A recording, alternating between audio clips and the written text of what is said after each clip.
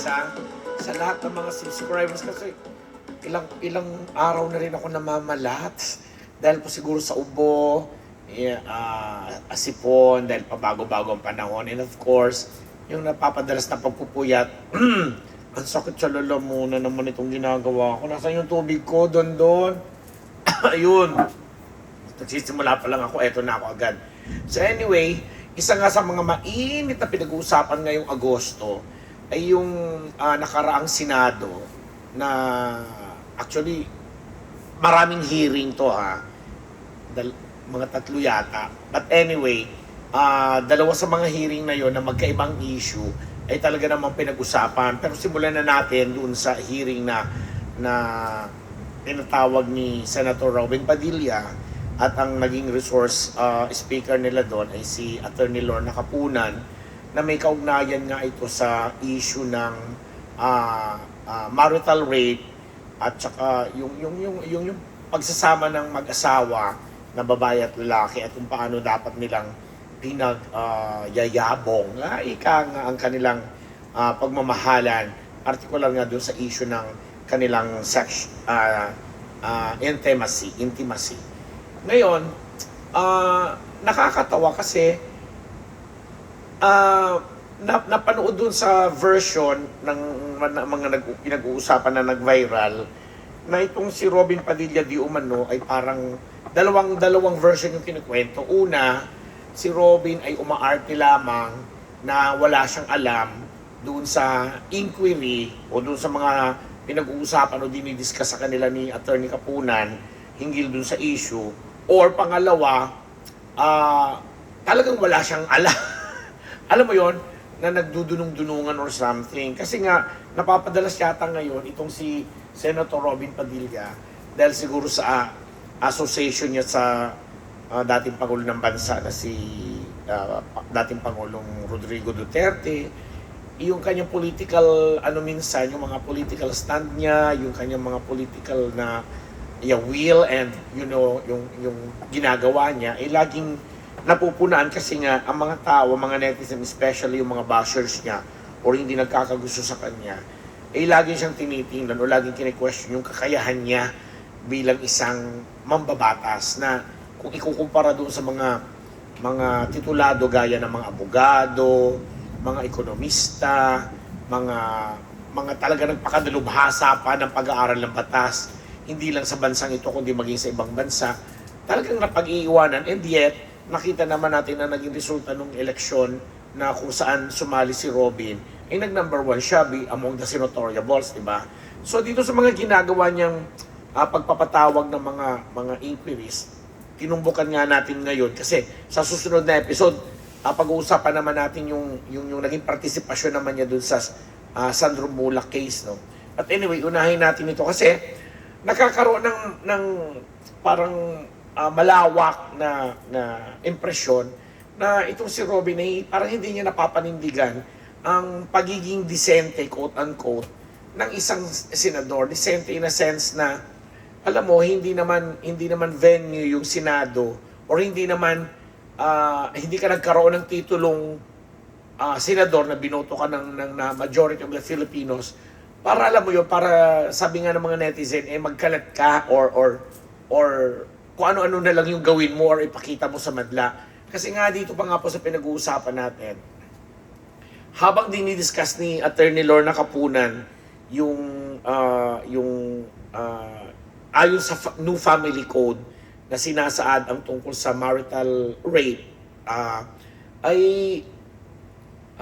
nagmumukhang sorry sa term, Binoy, kaibigan kita pero nagmumukhang engot yung reaksyon ng isang senador, Robin Padilla, na sabi nga natin kanina ay parang umaarte na nire-represent niya ang mga mangmang na ang ginamit ko talaga ignorante ba or walang alam ng mga lalaki na ang tono lang ng pananalita nila ay parang sex object lang yung mga asawa nila. At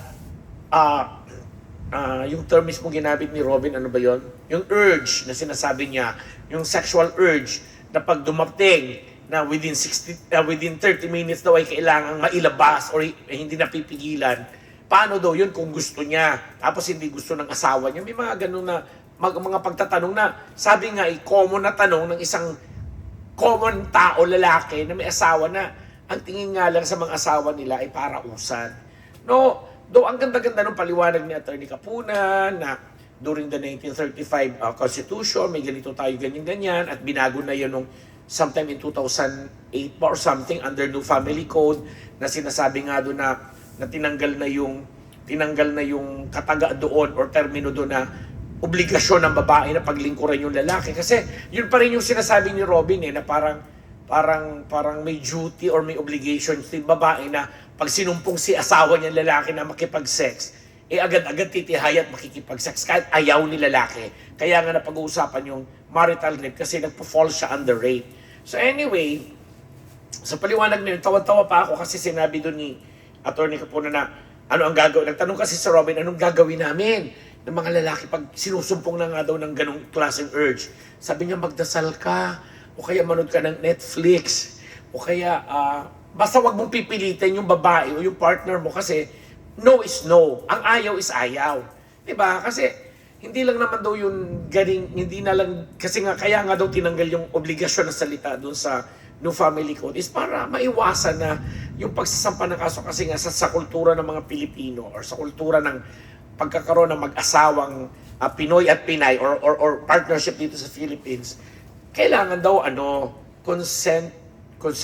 consensual yung lahat para yung partido ay nag-a-agree sa kung anong gusto nilang gawin sa kanilang pagsasama. So, well, na ano lang mga tao kay Binay kasi parang pinapakita talaga ni Senator Padilla na ang kanyang kakulangan, yun ang gagamitin kong term, hindi ko sasabihin bobo siya ha, ang kanyang kakulangan sa hindi siya naghahanda sa mga ganung bagay kasi pinapakita pa sa publiko yung paraan ng pagsasalita niya, pagdidepensa niya at kung paano niyang i-express ang nilalaman ng isip at puso niya.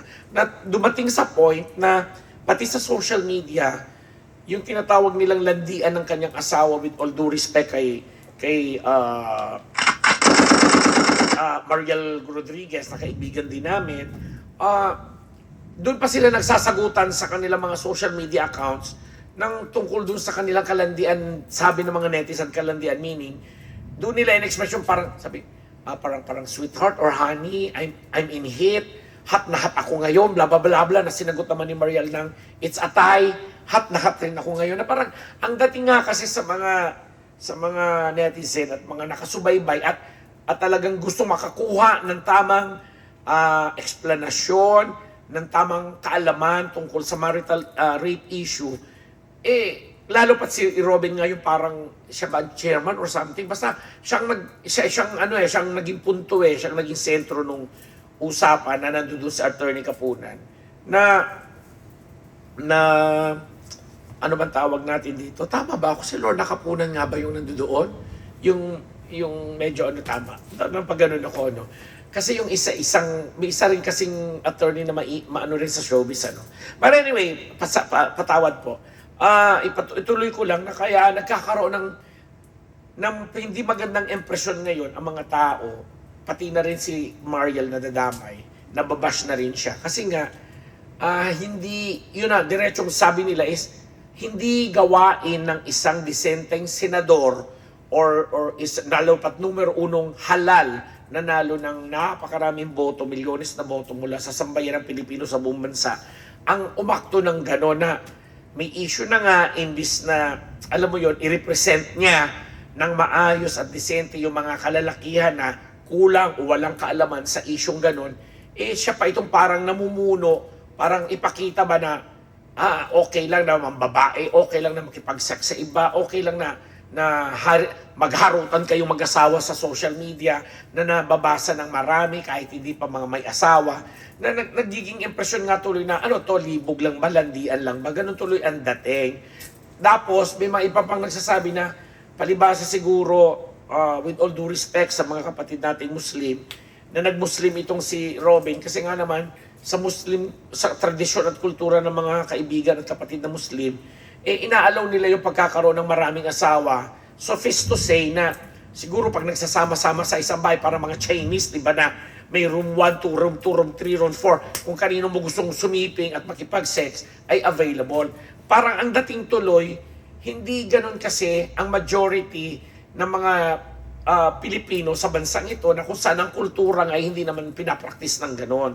So, sana daw mas nababalansin ni Robin yung pagiging personal niyang artista ba siya, Muslim ba siya, naranasan niya magkaroon ng polygamous na mga relasyon kasi nagkaroon siya ng iba-ibang asawa o maraming asawa, hindi at least dalawa o tatlong asawa, mga ganung bagay. Bilang isang senador nga naman, nire-represent mo yung boses ng iba pang mga Pilipino na hindi lang yung sa sektor na gusto mo at sa pang-unawa na naaabot ng utak mo. Ganun lang.